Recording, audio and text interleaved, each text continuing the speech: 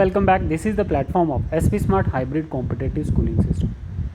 बच्चे, आज हम लोग क्लास 12th बायोलॉजी का चैप्टर नंबर 11 जिसका पार्ट 4 डिस्कस करेंगे, है ना। एनसीईआरटी का पैराग्राफ नंबर 22 लेंगे, ठीक है। तो इसमें हम लोग कमेंसलिज्म स्टार्ट करेंगे। हम लोग पढ़ रहे हैं बच्चे टाइप ऑफ इंटरेक्शन, ठीक है, टाइप ऑफ इंटरेक्शन, जिसमें हम लोग आज देखेंगे कमेंसलिज्म। कमेंसलिज्म में क्या होता है बच्चे, एक एक करके हम लोग देखेंगे कि जिसमें हमारे पास एक ऑर्गेनिज़म को क्या होता है, एक ऑर्गेनिज़म को बेनिफिट होता है और दूसरे को न बेनिफिट होता है न लॉस होता है। ये इस टाइप की एक इंटरेक्शन है पॉपुलेशन में, ठीक है बच्चे। ठीक, तो इसको ध्यान रखना, इसके बेस पे क्वेश्चन आते हैं। अब इनकी हमने एग्जाम्पल देखनी, बोल रहा है this is the interaction in which one species benefited and other is neither harmed nor benefited. इसका मतलब है, ठीक। अब पहली एग्जाम्पल स्टार्ट करते हैं बच्चे। देखो, जैसे ऑर्चिड एक प्लांट है ग्रोइंग ऑन एपीफाइट। एपीफाइट क्या होता है, nature of growth on other plants, मतलब किस हिसाब से दूसरे प्लांट पे ग्रोथ शो करता है orchid plant on the mango branches, ठीक है। ये एक एग्जांपल है। मानो जैसे मेरे पास ये एक मैंगो प्लांट है, ब्लू कलर का मैंगो प्लांट है, और उसके ऊपर ये कॉइल की तरह ग्रो कर रहा है कौन, ऑर्चिड प्लांट, ठीक है। तो ऑर्चिड प्लांट को बेनिफिट मिल गया ना बच्चे। ऑर्चिड प्लांट को ग्रो करने के लिए एक सपोर्ट मिल गई मैंगो ब्रांचेस की, बट मैंगो प्लांट को कोई लॉस नहीं हो रहा बच्चे, ना इसको बेनिफिट है ना ही इसको कोई लॉस है, ठीक है। तो बेनिफिट किसको मिल गया, ऑर्चिड को मिल गया, क्योंकि इसको सपोर्ट मिल गई, ठीक है। An orchid growing on epiphyte on a mango branch, ठीक है, एक एग्जांपल। दूसरी, barnacles growing on the back of whale benefits while neither the mango tree nor the whale derive any apparent benefits. अब देखना, जैसे ये बार्नकेल्स हैं बच्चे, आर्थ्रोपोड्स हैं, ये ग्रो करती हैं बैक ऑफ वेल पे, मतलब वेल का जो जूठा बचता है, वेल जो खा लेती है, जो रह जाता है पीछे, उसको खा के ये ज़िंदा रहती हैं, है ना। आर्थ्रोपोड्स की स्पीशीज़ हैं, तो इनके लिए तो फ़ायदा ही है ना बच्चे।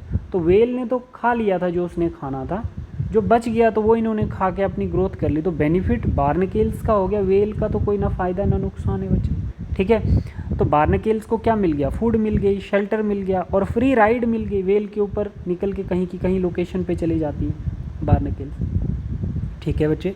तो ये चीज़ यहाँ पर बोल रहा है। दूसरा, इसने कंबाइन करके बता दिया, ना ही मैंगो प्लांट को कोई बेनिफिट है और ना ही वेल को कोई बेनिफिट है। किससे, इससे, मतलब जैसे ये क्या कर रहा है, न्यूट्रल हैं कौन कौन, मैंगो प्लांट, न्यूट्रल कौन है, मैंगो प्लांट और आपकी वेल्स। बेनिफिट किसको है, बार्नकेल्स और साथ में ऑर्चिड। दो एग्जांपल्स हो गए बच्चे हमारी। तीसरी एग्जांपल में हम देख रहे हैं, the cattle egrets and grazing cattle in close association a sight you have must likely to catch if you live in farmed rural area is a classic example of commensalism. और मैं समझाता हूँ पहले आपको होता क्या है।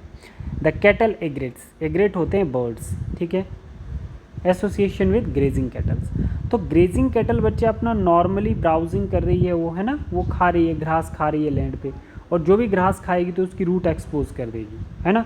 तो उस ग्रेजिंग कैटल के साथ साथ क्या चलता है, कैटल एग्रेट्स। एग्रेट क्या, बर्ड। क्यों, क्योंकि जैसे जैसे क्या करें, when grazing cattle exposing the grass roots and insect outside earth surface and insect outside the earth surface and bird feed on it, ठीक है।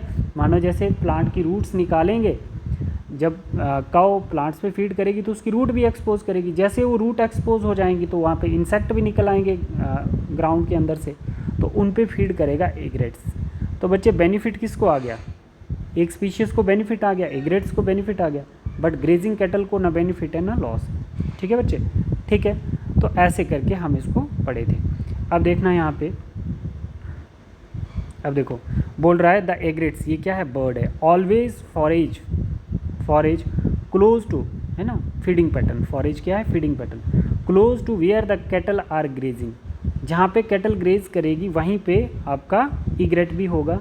Because the cattle as they move stir up, जैसे जैसे cattle आगे बढ़ेगी वैसे वैसे ही आपका egret भी उसके साथ चलेगा। क्यों, क्योंकि flush out insect from the vegetation that otherwise might be difficult for the egret to find and catch, ठीक है। तो क्या बोल रहा है कि जो वेजिटेशन होती है, प्लांट्स की जो रूट्स होती हैं, उनको एक्सपोज किया जाएगा, जिसकी वजह से वो रूट्स में जो इंसेक्ट वगैरह होंगे वो कौन खाएगा, वो बर्ड्स खाएगा, जिसको हम एग्रेट्स कहते हैं। अदरवाइज बर्ड्स उन इंसेक्ट को बिल्कुल भी कैच नहीं कर सकता अगर उसकी हेल्प कौन नहीं करेगा, ग्रेजिंग कैटल नहीं करेंगे। तो ग्रेजिंग कैटल को ना लॉस है ना बेनिफिट है, बट बेनिफिट किसका हो रहा है, ईग्रेट्स का हो रहा है। ठीक है बच्चे, यहाँ तक समझ आ गया। फिर बता रहा है another example of commensalism is a interaction between sea anemone that has stinging tentacles and clown fish live among them.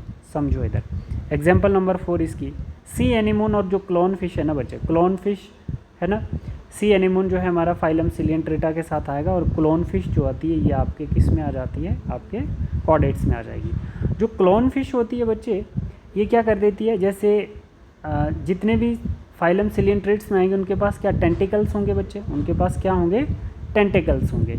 ठीक है, तो मैंने आपको क्लास में बताया भी था कि कैसे सी एनिमोन्स के टेंटिकल्स में जाके क्लोन फिश बैठ जाती है। वो इसलिए बैठ जाती है ताकि उसको प्रोटेक्शन मिल जाती है प्रीडेटर से कि उसको कोई मार ना पाए, क्योंकि टेंटिकल टॉक्सिन सेक्रेट करते हैं, उसके लिए तो वो कोई दिक्कत नहीं है, बट दूसरे ऑर्गेनिजम्स के लिए टेंटिकल हार्मफुल हो सकते हैं। तो यहाँ पर फिश को हो गया बेनिफिट और सी एनिमोन को ना बेनिफिट ना लॉस। ठीक है, ये चीज़ है। The fish get protection from predator which stay away from the stinging tentacles. ठीक है, the anemones does not appear to drive any benefit by hosting the clown fish. ठीक है, ठीक है बच्चे, तो क्लोन फिश से सी एनिमोन को कोई बेनिफिट नहीं है, बट क्लोन फिश को सी एनिमोन से बेनिफिट है क्योंकि प्रेडेटर से उसको बचा लेता है। ये था हमारा कोमेंसलिज्म। अब स्टार्ट हो गया बच्चे आपका fifth interaction, that is mutualism. Mutualism में क्या देखते हैं बच्चे हम लोग, जिसमें दोनों पार्टनर्स को बेनिफिट हो। This interaction confirm benefit on both the interacting species, दोनों इंटरेक्टिंग स्पीशीज को बेनिफिट होता है बच्चे। जैसे लाइकन आपकी एक बेस्ट एग्जाम्पल है ना, represent the intimate mutualistic relationship between fungus and photosynthetic alga या बैक्टीरिया। लाइक देखो, जैसे हमें पता है कि एल्गा और फंजाई की क्लोज एसोसिएशन से क्या बनता है, लाइकन बनता है। तो इसका मतलब दोनों पार्टनर को यहाँ पर बेनिफिट कैसे होगा, एल्गा जो होती है फोटोसिंथेसिस करके फंजाई को न्यूट्रिशन प्रोवाइड करती है, बदले में फंजाई जो है वो क्या करती है, सॉइल से मिनरल्स और वाटर एब्जॉर्ब करने में हेल्प करती है। तो एल्गा की रूट्स में फंजाई प्रेजेंट होती है, ठीक है, और एल्गा फोटोसिंथेसिस करके फंजाई को न्यूट्रिशन प्रोवाइड करती है, और फंजाई वाटर मिनरल एब्जॉर्ब करने में हेल्प करती है। तो दोनों पार्टनर को बेनिफिट है, दोनों मिलके क्या बना देते हैं, लाइकन बना देते हैं। ठीक है, तो इसी को हम सिम्बियोटिक रिलेशनशिप कहते हैं। अच्छा, एक है बच्चे हमारे पास association between alga and root of higher plants. तो एल्गा क्या है, लोअर प्लांट है बच्चे, और अगर एल्गा का फंजाई का एसोसिएशन हायर प्लांट के साथ है तो वो भी एक कैसा एसोसिएशन है, माइकोरिजल एसोसिएशन है। मतलब मान के चलो हायर प्लांट में ये मेरा आ गया पाइनस, ये पाइनस प्लांट की रूट्स हैं। ठीक है, तो इनमें क्या प्रेजेंट है, आपका फंगस प्रेजेंट है। ठीक है, तो इनमें क्या प्रेजेंट है, फंगस प्रेजेंट है। तो मानो जैसे ये फंगस जो है ये क्या करते हैं, एसेमिलेशन एफिशिएंसी को इंक्रीज़ करते हैं, हायर प्लांट के रूट की एसेमिलेशन एफिशिएंसी को इंक्रीज़ करते हैं। तो अब क्या होगा, यहाँ पर फंगस प्रेजेंट है, देखो ये फंगस प्रेजेंट है, तो ये फंगस क्या करेगा, इस रूट की मिनरल और वाटर की एसेमिलेशन एफिशिएंसी को इंक्रीज़ करेगा। ठीक है, तो मतलब ये न्यूट्रिएंट एब्जॉर्ब करने में फंगस हेल्प कर रहा है। ठीक है, किसको, पाइनस को, तो पाइनस को बेनिफिट हो गया ना बच्चे। ठीक, बट बदले में पाइनस फोटोसिंथेसिस करके इसको न्यूट्रिशन प्रोवाइड कर रहा है, किसको, फंगस को, तो अब फंगस को भी बेनिफिट हो गया, दोनों को। इस टाइप की एसोसिएशन को हम माइकोरिजल एसोसिएशन बोलेंगे। ठीक है बच्चे, ठीक है। अब हम लोग यहाँ पर एक और देख लेते हैं, देखो, association between fungi and root of higher plants, the fungi help in the plant absorption of essential nutrient from the soil while the plants in turn provide the fungi with energy yielding carbohydrate, मतलब वो glucose provide करेगा उसको। ठीक है, तो ये दो चीज़ें हमें समझ में अभी तक आ गई हैं। अब हम लोग एक और एग्जांपल देखते हैं। The most spectacular and evolutionary fascinating example of mutualism are found in plants animal relationship. ये एग्जांपल फैसिनेटिंग मतलब हमें बहुत प्रभावित करती है, बहुत एक इम्पॉर्टेंट एग्जांपल है। ठीक है, relationship between plants and animals. Plants need the help of animals for pollinating their flowers. अच्छा, प्लांट्स को एनिमल से क्या फ़ायदा है, क्योंकि एनिमल जैसे बीज वगैरह क्या करते हैं, उसके फ्लावर को पॉलिनेट कर देते हैं, है ना, कहीं से पोलन लेके आ जाएंगे। बदले में इंसेक्ट को क्या मिलता है, इंसेक्ट को क्या मिलता है, मानो जैसे प्लांट्स हैं तो एनिमल हेल्प करते हैं पॉलिनेशन में और सीड को ट्रांसपोर्ट करने में, एक जगह से दूसरी जगह सीड ट्रांसपोर्ट हो जाएगा, ये एनिमल कर रहा है। बट प्लांट एनिमल को क्या देता है, बदले में प्लांट एनिमल को क्या प्रोवाइड करता है, जैसे रिवर्ट फिश जिसको बोला जाता है वो देगा पोलन, है ना, न्यूट्रिशियस नेक्टर, जो जूसी पार्ट, फ्रूट्स, ये सब प्लांट उसको प्रोवाइड करता है। तो ये एक म्यूचुअलिज्म शो होती है, ठीक है भी बहुत इंपॉर्टेंट। देखो ज़रा, animal obviously have to paid fees, मानो plant need the help of animal, plants को एनिमल की ज़रूरत है फॉर पॉलिनेटिंग दियर फ्लावर, ठीक है बच्चे, एंड तो प्लांट को प्लस बेनिफिट हो गया, एंड डिस्परिंग दियर सीड्स, और उसके सीड को एक जगह से दूसरी जगह लेने में, ठीक। Animal obviously have to paid fees, तो बोल रहा है कि अगर एनिमल प्लांट की हेल्प कर रहा है तो अब एनिमल प्लांट के ऊपर उस चीज़ का चार्ज करेगा ना बच्चे, प्लांट से कुछ फीस तो लेगा animal for the services, in services के लिए, that plant expect from them, तो प्लांट एक्सपेक्ट करता है कि अगर ये मुझे कुछ दे रहा तो मैं भी इसको दूंगा। Plant offer reward fees in the form of pollens, तो प्लांट क्या दे रहा है उसको, पोलन्स दे रहा है फीस की फॉर्म में, and nectar for pollinators, and juicy nutritious fruits for seed dispersers, ठीक है बच्चे। तो ये चीज़ें कौन दे रहा है, ये प्लांट प्रोवाइड कर रहा है किसको, एनिमल्स को। तो आप लोग समझ सकते हो बच्चे, ये भी हमारा क्या आ गया, ये भी हमारा एक म्यूचुअलिज्म आ गया जिसमें दोनों ही पार्टनर्स को बेनिफिट है।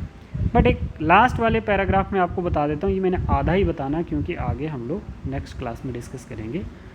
But the mutually beneficial system should also be safe guarded against, जो ये म्यूचुअल रिलेशनशिप है बच्चे, इसको थोड़ा सा सतर्क रहने की ज़रूरत है, किससे, चीटर से। चीटर होते हैं पोलन रोबर, पोलन रोबर मतलब पोलन खा के भी चले जाएंगे बट पॉलिनेट नहीं करेंगे। For example animal that try to steal nectar, animal जो हैं वो नेक्टर स्टील करेंगे विदाउट एडिंग द पॉलिनेशन, बिना पॉलिनेशन किए हुए। Now you can see why plant animal interaction often involve coevolution, तो उसी को हम लोग क्या बोलेंगे, को एवोल्यूशन। मानो जैसे प्लांट्स जो है अगर पॉलिनेट नहीं हो पाया, है ना, प्लांट्स के जो पॉलिनेटर नहीं आए, पॉलिनेट नहीं हुआ तो प्लांट एलिमिनेट हो जाएगा।